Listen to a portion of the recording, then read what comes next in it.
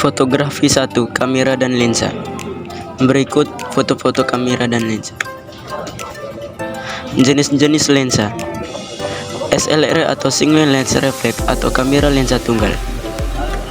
Dinamakan SLR karena menggunakan cermin pada jalur cahaya yang memantulkan cahaya dari lensa ke prisma penta atau pentapris, kemudian dilanjutkan ke mata. Berikut adalah komponen yang terdapat dalam kamera SLR. Kamera DSLR atau digital SLR.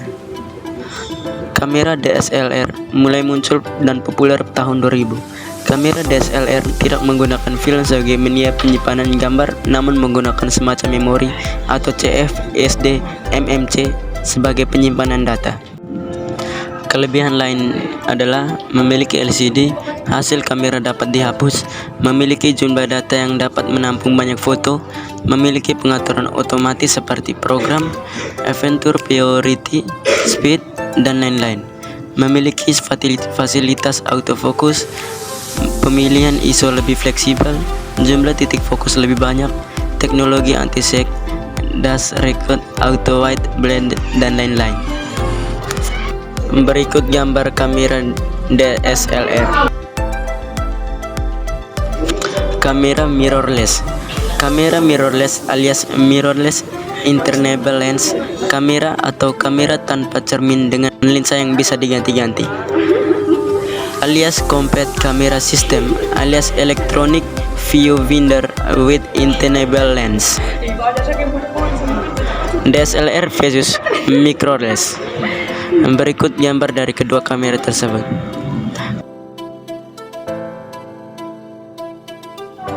Kamera rangefinder. Istilah rangefinder sendiri mengacu pada suatu alat bantu fokus yang terdapat dalam sebuah kamera.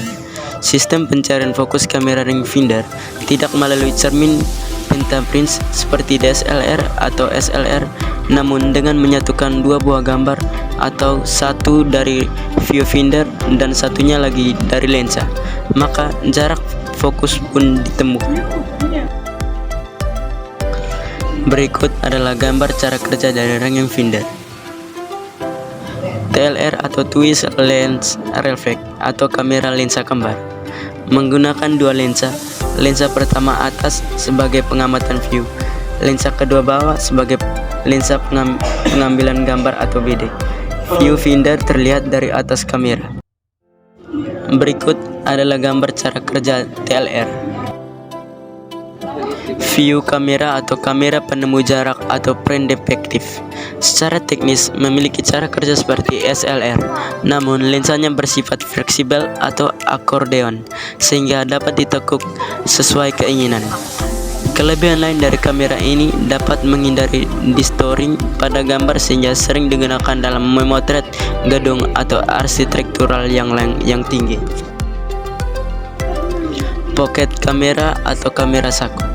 Kamera jenis pocket memiliki lensa yang tidak dapat dibongkar pasang seperti halnya kamera SLR. Kelebihan dari kamera saku adalah bentuknya yang kecil dan penggunaan yang mudah. Kamera saku tidak memiliki pengaturan diafragma dan kecepatan, semua pengaturan bersifat otomatis. Gambar juga tidak setajam SLR karena lensa kamera saku memiliki diameter kecil sehingga hanya dapat merekam gambar dengan baik apabila siang hari. Kamera Lomo atau lomografi. Kamera Lomo dapat dikategorikan sebagai pocket, hanya saja dalam setiap kamera memiliki spesifikasi khusus yang berbeda satu sama lain. Kamera jenis ini banyak digemari kolektor karena hasilnya yang unik. Kamera Lomo banyak tipe seperti tipe Winde, Engel, Witz, Underwater, dan lain-lain. Prosumer kamera atau kamera semi SLR. Kamera jenis prosumer banyak muncul pada era digital. Kamera prosumer dibuat untuk memenuhi kebutuhan akan kualitas gambar yang baik, namun berharga murah dan praktis. Secara anatomis mirip SLR, hanya berukuran sedikit lebih kecil. Lensa integrated atau tidak bisa dibongkar pasang, namun sudah memiliki pengaturan manual seperti diafragma, speed, dan ISO. Meski fitur sama dengan kamera SLR, kamera prosumer tidak dapat menyaingi ketajaman gambar dari kamera SLR karena sensornya sensornya filmnya kecil 8-14 mm. Berikut gambar medium format. Kamera jenis medium format memiliki anatomi yang besar.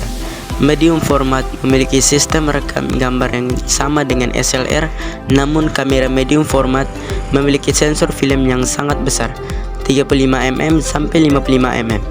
Kamera jenis memiliki ketajaman gambar yang luar biasa. Di era digital, kamera medium format dapat merekam sampai ukuran 36 megapiksel. Namun, karena harganya sangat mahal, kamera ini hanya dipakai oleh para fotografer profesional saja. Berikut tampilan gambar pada kamera medium format 1,5 kali lebih lebar dari kamera DSLR biasa. Polaroid kamera atau kamera langsung jadi. Kamera Polaroid sangat digemari pada era tahun 70 sampai 80-an. Kamera jenis ini memiliki sistem hampir sama dengan pocket kamera serba otomatis. Kelebihannya, foto dapat langsung jadi tanpa ada proses cuci cetak. Menggunakan kertas khusus, namun bahan kertasnya sudah langka, kamera Polaroid semakin jarang kita temukan lagi. Macam-macam alat bantu fotografi. 1. Payung reflektor. Alat bantu fotografi ini menjadi peran penting bagi para fotografer. Hal ini karena fungsi untuk mendapat jangkauan cahaya yang lebih luas untuk memperoleh penerangan atau cahaya yang lebih lembut. Pada umumnya, alat bantu fotografi satu ini memiliki warna putih dan perak untuk menghasilkan warna yang hidup. Untuk warna emas biasanya untuk menghasilkan warna yang lebih klem dan hangat. 2. Stand background. Stand background adalah alat yang digunakan sebagai latar belakang. Item ini memiliki berbagai macam jenis seperti pola gambar dan warna. Stand background memiliki penyangga untuk bisa digerakkan naik turun sesuai kebutuhan. 3. Filter lensa.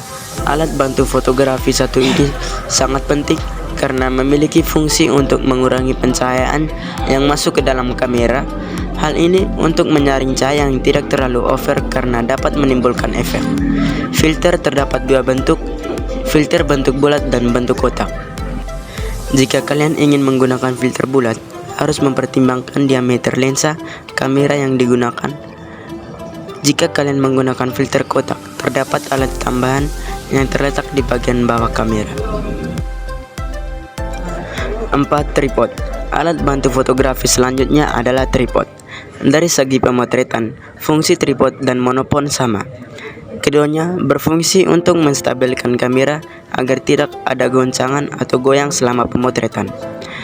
Perbedaan utama adalah tripod memiliki 3 kaki penyangga, tetapi monopon hanya memiliki 1 kaki penyangga sehingga tampak lebih praktis. 5. Flash atau flash meter. Alat bantu fotografi satu ini agak familiar.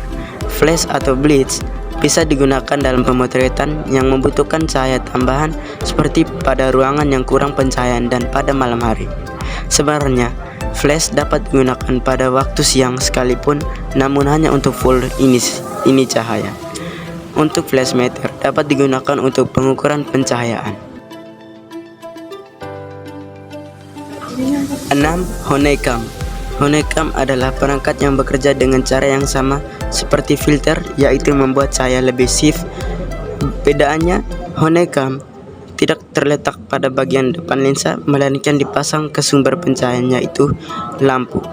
Bentuk dari alat bantu fotografi satu ini mirip seperti sarang lebah.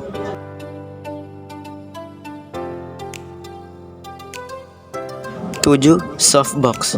Softbox adalah jenis barang yang terbuat dari bahan yang lembut berbentuk segitiga atau piramida. Fungsinya mirip dengan reflektor, tetapi menghasilkan cahaya yang lebih terkonsentrasi atau lembut. Cahaya yang masuk ke alat bantu fotografi satu ini berasal dari alat lainnya, yaitu strobo. 8. Slave unit. Alat bantu fotografi ini merupakan alat yang dapat menangkap pencahayaan dari sumber cahaya, kemudian akan disalurkan ke sumber lainnya yang terhubung ke slave unit. 9. Strobo. Strobo memiliki fungsi yang sama dengan reflektor, yaitu dapat menyaring atau menangkap sumber cahaya. Perbedaannya hanya terletak pada ukuran. Ukuran strobo terkadang lebih besar, sehingga cahaya yang dihasilkan pun juga lebih besar. 10. Waterproof bag. Sesuai dengan namanya, alat bantu fotografi ini mempunyai kemampuan untuk melindungi alat-alat fotografi saat perlakuan pemotretan dan merupakan alat bantu fotografi yang harus dibawa setiap hari. 11. Silica gel. Alat bantu fotografi yang digunakan untuk pembersihan atau pengeringan lensa agar tidak ada debu dan kelembapan yang terlalu berlebihan. 12. Tisu lensa.